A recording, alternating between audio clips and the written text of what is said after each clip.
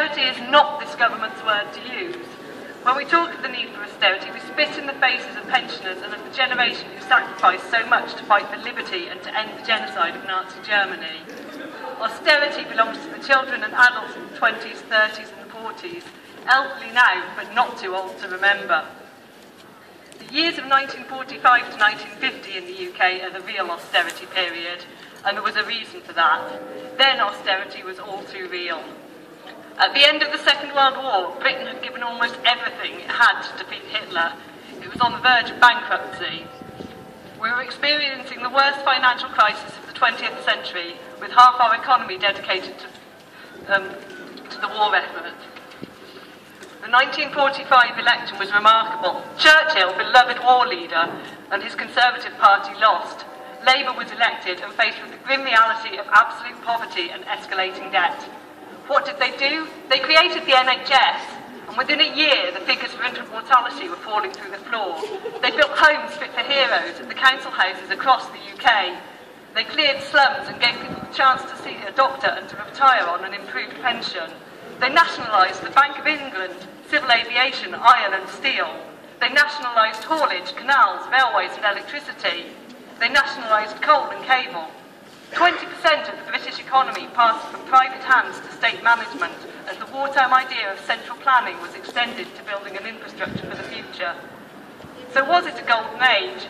No, perhaps not, but the government had glorious plans for the country. Yes, the costs were huge, but they were borne by everyone, and some rationing was introduced to make this possible. In 1950, my friend's mother married his father, straight out of the British Army. He took her to Denmark, and for the first time she could remember, she saw balloons. She tasted the unimaginable luxury of ice cream for the first time and ate her first banana.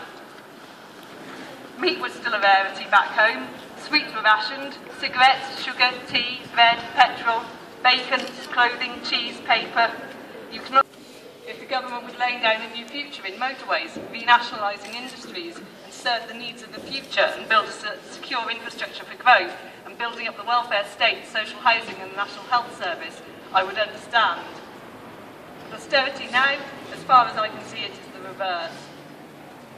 We have become a bitter, divisive and envious nation, prone to blaming others and scorning those less fortunate than ourselves. We have to be poor. Who truly deserves our help? Yes, of course there are aspects of the welfare state that need reform. No one denies that. But let's pull together and denounce those who would use hatred to justify the cuts, if only they're happening to someone else. So historically, austerity is a lie. It's not our word and we should be ashamed for using it. Economically, austerity is a lie. My friend says he doesn't have time to explain in detail, we'd be here all day. But most economists believe that outside of wartime economies and making the kind of attempt at social planning the Labour government tried between 1945 and 1950,